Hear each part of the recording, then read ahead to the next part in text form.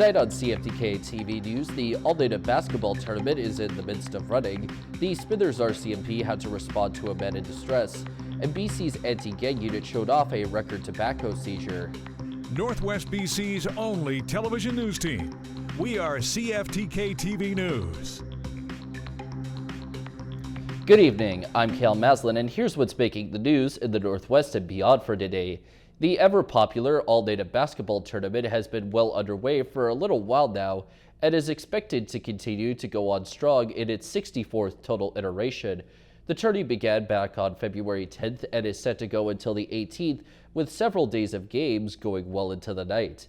And its entire bracket is split into 4 different divisions. One is for seniors men's, one is for women's, and the other 2 are referred to as intermediate as well as the masters division.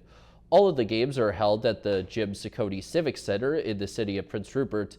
And for those who wish to keep up to speed with all the scores in addition to all of the future games leading up to the finals of each division, those can be found at various sources online.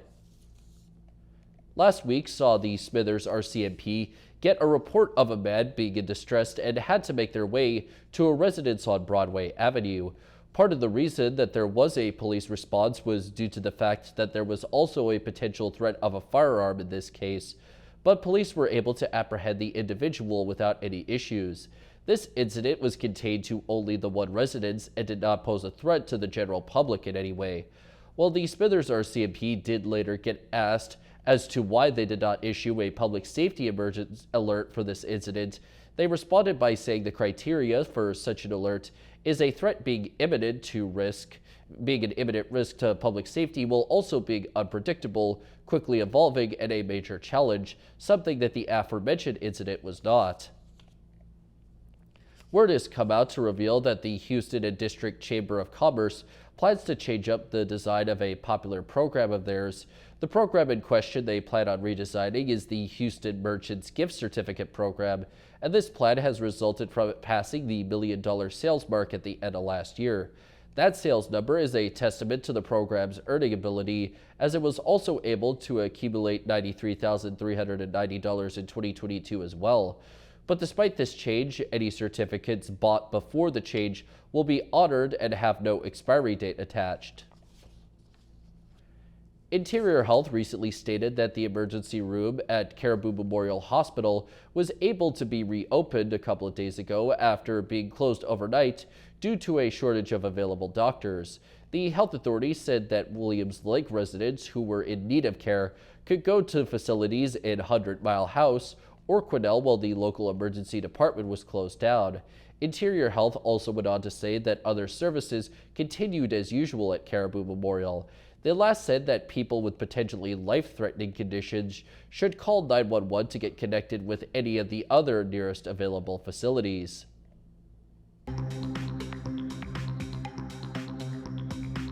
Coming up next, Israel has put out a new video of a Hamas leader fleeing. Welcome back. The Israeli military has recently released some new surveillance video showing a top Hamas leader escaping with his family through a tunnel under Gaza. As ABC's Marcus Morris reports, negotiations on a hostage deal are underway in Cairo, and while talks have been positive, there are still no major breakthroughs. This is Israel's most wanted man and alleged mastermind of the October 7th terror attack, seen for the first time since war erupted in Gaza. The Israeli military releasing this video claiming to show Hamas terror leader Yahya Sinwar escaping inside a tunnel in southern Gaza, along with his wife, children, and brother. Sinwar, the last one out, carrying a bag just 3 days after that Hamas assault. The IDF thought they had Sinwar surrounded in Khan Yunis in early December, but failed to find him tonight, vowing to capture him dead or alive. Amid fierce fighting, Israel today ordering the evacuation of Nasser Hospital, the second largest medical center in the Gaza Strip, according to Hamas health officials, ahead of a possible new ground offensive farther south. Our team on the ground in Rafah, filming the horrific aftermath of an Israeli airstrike. Abdullah Abu Adra saying his roof fell on top of his children in the bombing, asking, quote, "Where do we go? There is no safety." New before and after satellite images showing a massive tent city growing in Rafah, where nearly 1.5 million Palestinians are seeking shelter. So many living in fear, now on the move again. As the 2-year anniversary of Russia's invasion approaches, a BC humanitarian team is determined to help Ukraine's youngest population. CTV's Brendan Strain now reports on the war zone's premature baby boom and the dire need for breast milk. This is the face of innocence, born premature in a children's hospital in Ivano-Frankivsk in western Ukraine, a country that has been at war with Russia for nearly 2 long years. These babies are 2 pounds, 3 pounds, 4 pounds in weight. Bruce Brown was part of a Vancouver Island-based humanitarian team that traveled to the Ukrainian hospital last November. You could not really prepare yourself. It's a hospital that has seen the number of premature births increase over the past 2 years tenfold. Born often as a result of the stress-related childbirths that their mothers are having to deal with due to the war. It's really a problem. Oleg Adamanuk works on the hospital's front line. He says many of those stressed mothers are unable to produce enough, if any, breast milk to feed their fragile infants. Milk, it's really so important from the premature baby. The tinier the baby, the higher the risk. Frances Jones is the coordinator of the BC Women's Provincial Milk Bank and knows the benefits breast milk can provide to a compromised infant. Being premature and receiving something other than human milk will increase your risk of developing NEC quite dramatically. NEC, or necrotizing enterocolitis, a bowel disease leading to a bacteria infection that could potentially kill a premature baby. The team is now embarking on a new project to create a breast milk bank in that children's hospital, one that will serve the population of the entire region, nearly 2 million people. If we can't help them, I don't know who will. The team has a fundraising goal of $50,000. To find out more, go to VancouverIslandSupportsUkraine.ca. Brendan Strain, CTV News, Victoria. 2023 was the most destructive wildfire season in BC's recorded history, and with another likely drought right around the corner, some of the thousands of people caught up in last year's devastation have signed a petition in hopes of sparking changes to the province's wildfire response. CTV's Abigail Turner now with their demands. A harrowing memory burned in the minds of people forced to flee the flames last summer. Now, thousands of them are putting pressure on the province to make sure this never happens again. The BC Wildfire Service has been failing miserable for the last 10 years. A bold statement by Jim Cooperman. This was the smoky view from his front step in August as the lower East Adams Lake wildfire burned through more than 40,000 hectares. His petition has thousands of signatures urging the government to make changes to the way it responds to wildfires, including to allow people to stay and protect their properties despite evacuation orders. If it wasn't for the local residents, we would have seen far more homes burned, far more properties destroyed. In August, some in the Shuswap pushed back, refusing to obey evacuation orders. These folks that live in these rural communities, many are loggers, they're road builders, they've got quads and they've got four-wheelers in the driveway, they've got boats, they've got alternative means of egress, and so it's not certainly a one-size-fits-all for everybody in every wildfire. Something the province appears to be considering. We did start working with BC Wildfire at the last year to work on protocols where it would be appropriate to have a resident stay behind. We worked on some training. It's a suggestion the Columbia Shuswap District brought forward to the province's newly created Wildfire Task Force. In a statement, the Ministry of Forests says due to the training and experience requirements of all active wildland firefighters in the province, BCWS does not have a firefighter volunteer program. However, they work together with communities in wildfire response. Many of the fires that we've seen destroy communities could have been put out by local contractors, but the policy has been that they weren't allowed to do that. The petition also wants an independent review of controlled burns conducted in the days before the devastating fire because they believe those burns made the situation worse. Abigail Turner, CTV News, Vancouver. The province's anti-gang unit is showing off a record seizure of illicit tobacco. SCTV's Martin McMahon reports it's $11 million worth, the most ever taken by police in British Columbia. The Combined Forces Special Enforcement Unit has arrested 4 people as part of this operation, which started in August last year. Police also seized a significant amount of drugs and 32 guns, including pistols and assault rifles. Contraband tobacco can contribute or is contributing to hundreds of thousands of dollars in lost revenue for the province. What is concerning to us is how that translates into organized crime and gangs. Beyond the big haul of contraband tobacco, police also seized 8 cars and even a speedboat. Police carried out the bust at 7 BC locations, including Langley, Abbotsford, Surrey, and Victoria. I think what the public needs to understand is that when they're buying illegal tobacco or contraband tobacco or other illicit products, that it contributes to the profits of organized crime and fuels the violence that we see on our streets.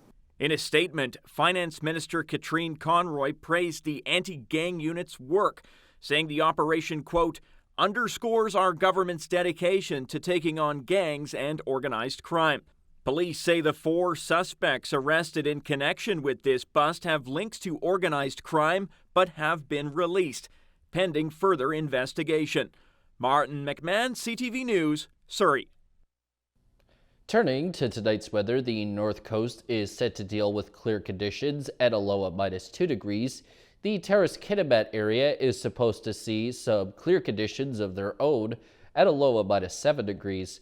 And the Bulkley Valley and Lakes District will likely get a few clouds instead, while their low is all the way down at -21 degrees. On the North Coast, their next week should deal with some sun as well as clouds to begin, before transitioning to mainly clouds, showers, and flurries, while the high shifts from 6 to 8 degrees. In the Terrace-Kitimat area, the week for them is set to have sun to start, before bringing along the flurries, clouds, and rain, with the high moving between 0 and 3 degrees. And in the Bulkley Valley and Lakes District, the upcoming week will also contain sun at the beginning as well, then all clouds the rest of the week, and a high bouncing from -6 to 1 degree. Checking out the highways now, visit Drive BC for the latest and up-to-date conditions, and as always, drive safe out there. On Highway 16, there is slippery sections, utility work, fog patches, and maintenance, plus the Usk ferry is out of service and the cable car is in effect. Highway 35 has fog patches too. Highway 37 has some slippery sections too, while also having compact snow, as well as various bits of maintenance and even fog patches as well. 37A has fog patches too, some slippery sections on the Nishka Highway, and the Telegraph Creek Road has slippery sections of its own. And this is what the roads were looking like this afternoon around the region from the view of the province's highway cams.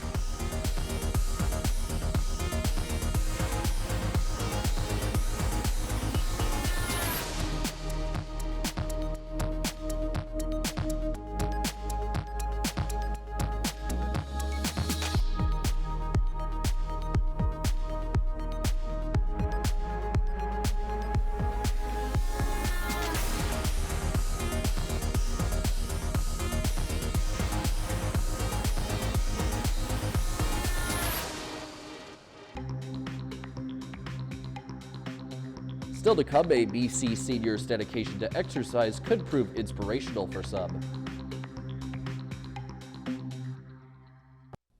Welcome back. The federal housing advocate is calling on all levels of government to come with an urgent strategy to deal with the growing number of tent encampments across the country. A new report out recently says the issue is a life and death crisis. CTV's Judy Trin explains. Across Canada, tent encampments are fixtures in cities, large and small, warm and cold. A crisis, the federal housing advocate says, requires concerted action at every level of government. Every day is a matter of life and death for people living in encampments. This national crisis calls for a national response. In a report released today, Mary-Josée Houle says encampments are a sign of a broken system. The lack of affordable housing has overwhelmed shelters that have no space, forcing some to fend for themselves. Encampments can also be a place of high risk for those suffering from mental health or addiction or other issues. We heard of a baby that was born in one recently in Ontario. I mean, that child was obviously at risk. The Canadian Alliance to End Homelessness estimates there are at least 300,000 homeless people across the country. The federal government's main solution is to provide incentives for developers to build more apartments, to increase supply, and drive down rent. You can't solve the issue around homelessness and encampments without having an ecosystem that has sufficient affordable housing stock for low-income families. But those new apartments won't be completed for years. I know! It hurts though! In the interim, the federal housing advocate says the dismantling of encampments, like what the city of Edmonton did last month, has to stop. In her final report, Houle estimates that up to 25% of homeless people live in makeshift homes. This response plan must direct governments to act immediately to save lives and end forced evictions of encampments. The federal housing advocate wants to see a national strategy drafted by the end of August. It's a complicated problem with no quick solution. Judy Trin, CTV News, Ottawa. Meeting aggressive provincial targets for housing is such a huge concern for municipalities that they're holding a special summit in Vancouver. Mayors are frustrated that they need to provide services for planned multiplexes but don't have enough money. Penny Dafloss spoke with them and the housing minister, who insists the time for talk is over.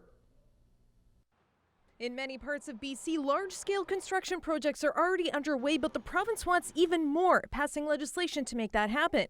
That move came as a surprise to the very people who have to carry it out. The engagement that we got was the press releases on the government website. The Union of BC Municipalities is now holding an urgent housing summit, in part to try and figure out how to provide services to communities replacing single-family homes with dense housing developments. We need to provide more housing, but as far as I'm concerned, the answer is not to throw it open and have 4- and 6-plexes everywhere where there's a whole raft of issues. If toilets don't flush and power isn't available, municipalities will bear the blame. It's overwhelming when you start getting into the real nuts and bolts of how this is going to work. We have to get the feds in the province in the same room with us. We need to raise our property tax 20% year over year over the next decade to replace the infrastructure we need to. While many cities and towns have been working on getting housing built for years, there were some municipalities in this province that weren't pulling their weight. People are struggling in our community every single day for housing, and at some point we have to stop talking about it and start getting on with the work. What are your plans for helping them